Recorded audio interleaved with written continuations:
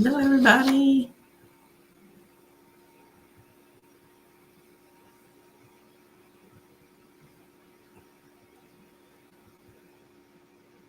All right, I'm going to jump right in.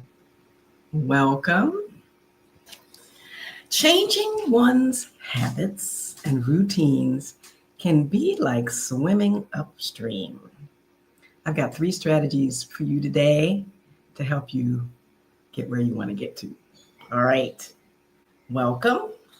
My name is Karen Smith Frazier, and I am a life coach, a former school nurse, and I help folks who have a heart for service, like caregivers, nurses, teachers, community workers. I help them go from feeling stuck and burnt out to fulfilled and motivated to go after their own goals without feeling guilty. For the purpose of this podcast, I will be using swimming as an analogy for making positive change in your life.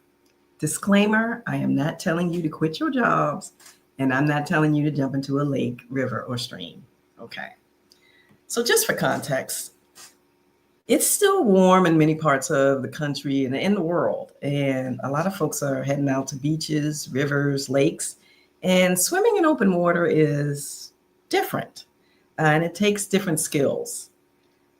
In the pool, there aren't, you're not going to run into currents outside of somebody doing a cannonball right in front of you.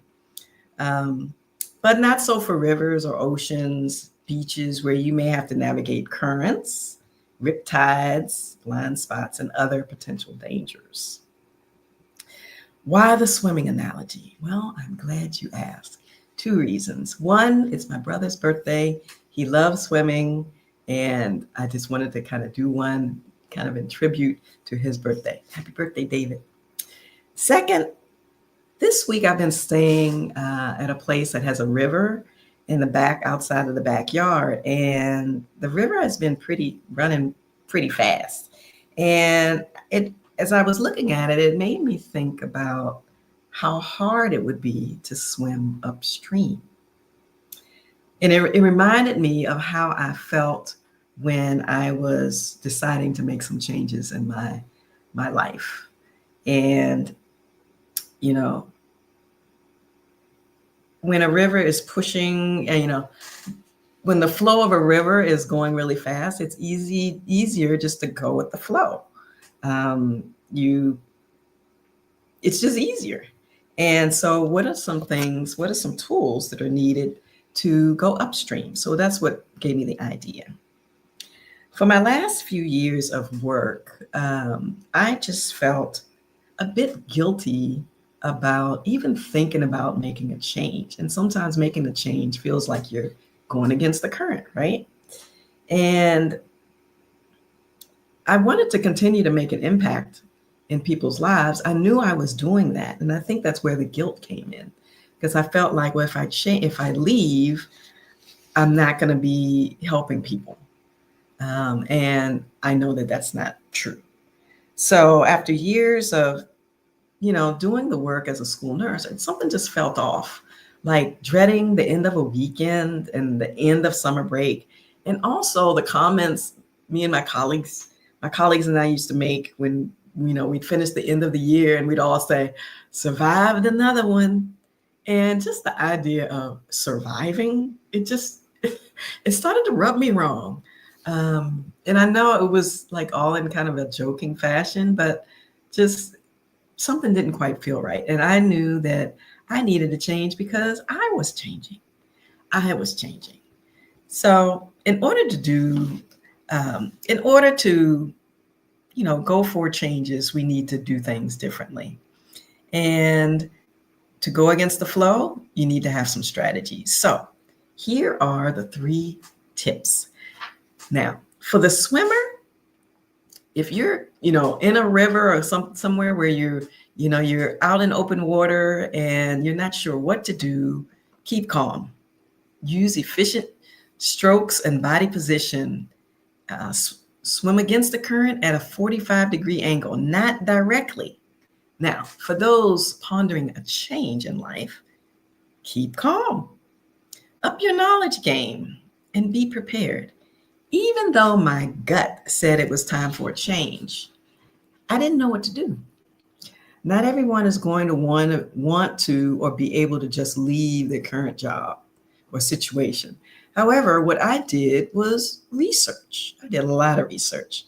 While in my current position, I listened to podcasts, I took some courses in fields that interested me: wellness, mindfulness, facilitator training, yoga instructor training, even voiceover certifications.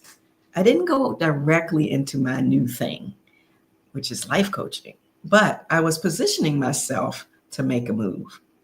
I began making adjustments, gathered my team, people who cared about me and whose expertise I valued, who listened to me describe the unsettled feeling I was having and was experiencing. And then later, I got a coach to walk alongside me in this journey, upstream. Okay, so number 2 is for the swimmer: find slower water. Use energy wisely. Swim toward the riverbank. The current is slower there. So if you're in the river and you go to where the water is running a bit slower. Now, when swimming against the current, slower current can be found along the riverbank or around bends. The water doesn't stop, but you may be able to catch your breath and analyze where you are. Analyze where you are. Well, for those pondering a change, some of this applies to you too. Analyze what things should be in place in order to make a change, and analyze those areas where you're bending over backwards to get stuff done. What is it that's really burning you out? What is it? Are you a people pleaser? Are you a perfectionist, so nobody can do the job except for you because it needs to be done a certain way? Are folks trying to guilt you into more than your job description and then taking advantage of your hospitality? Define your boundaries and stick to them. This can be hard for people pleasers. The it will get done faster if I just do it attitude leaves little room for someone else to gain the skills that are needed to do the job as good as you, or maybe almost as good as you. All right. Number 3, the third tip for the swimmers: adjust your strategy. Swim parallel to the shore. Let's say you're in the beach and you catch a wave or a rip current. Swim parallel to the shore. If you are in a rip current, swim sideways along the beach rather than directly to the beach. This helps you escape the pull of the rip current. Don't fight the current directly. That will tire you out and make it hard to gain ground. All right. 4, the dream builder, the person who wants to make a change. Assess your options. Quitting is not always the answer. As much as you may not like your current job situation, try not to burn any bridges. You can stand up for your rights without being rude. That advice from my dad for my first job just came to mind, and it was know your job description and know the policies. So being straightforward or assertive, if being straightforward or assertive is not your communication style, it may come across as aggressive. So just be aware that folks may be like, what happened to her? Who is that woman or man? But, stand up for your rights and speak up for yourself and maintain healthy boundaries. So a bonus tip I have is for swimming: float to conserve energy. Sometimes you cannot change the situation for a while, which means you'll have to figure out a way to cope until a change can be made.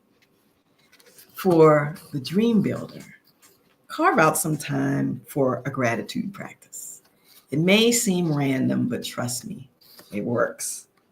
And if you are that caregiver who doesn't have a minute to spare, then you may have to do that gratitude practice in the bathroom or something. But take some time just to stop and look at those things that you're grateful for, those things that are working out, those things that you love and bring you joy. Another one is talk to yourself in the mirror.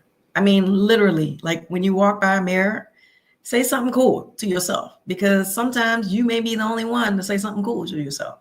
So, Karen, you are I was going to say something else, but you are an awesome person, or something a little less G-rated. Rest. Don't let distractions like surfing your social media keep you up late at night. That includes, Netflix, binging Netflix, starting a day of work, of a job, or doing something that you already are feeling a little bit, you have some angst about, is even more difficult when you are tired and maybe even a little cranky. It's just not a good combo. For one, you may miss some opportunities that are showing up that you just aren't aware of because you're tired. And also, you could just go off on somebody, and that wouldn't be good either. So I would suggest that you maybe try to get some rest, go to bed a little bit earlier this week, and see how it goes. The first couple of nights might be hard. You might wake up in the middle of the night, but let's see what day, 3 to 5 looks like. It may be worth a try. So in summary, swimming against the current is the analogy I use to explain what it feels like when your gut is telling you that the life you are living or the job you are working needs a change in direction. It doesn't mean quit everything. Again, I'm not telling you to quit your job or a relationship or whatever you're doing. I am encouraging you to pay attention to your feelings and the opportunities that are presenting themselves that allow you to go and grow in new ways. Hoping these tips can help. All right, so they were: 1, use efficient strokes and body position, aka up your knowledge game. Be prepared. The second one was find slower water, also known as slow down and analyze what needs to be done. Are you maintaining boundaries or bending over backwards to please others? And the third one was to adjust your strategy, also known as assess your options. Quitting may not be the only answer. See what personal skills you can work on that will help you navigate where you are a bit better, at least until you are able to, have some other options present themselves to you, or you're able to make a change. All right. I hope these are helpful. Well, I just wanted to announce that I'm going to have a masterclass in October, date to be announced. I really appreciate you tuning in and giving me your feedback. I appreciate you. One of my goals is to be able to see your comments when you all are tuning in to watch me. I'm determined to get it done before the year is over. In the meantime, I totally still and forever will encourage you to unleash your brilliance, uncover your light. The world is waiting for you. If you have any comments, you want to connect, send me a direct message and I will send you a calendar link so we can connect. All right. Take care, everybody. Have a great week.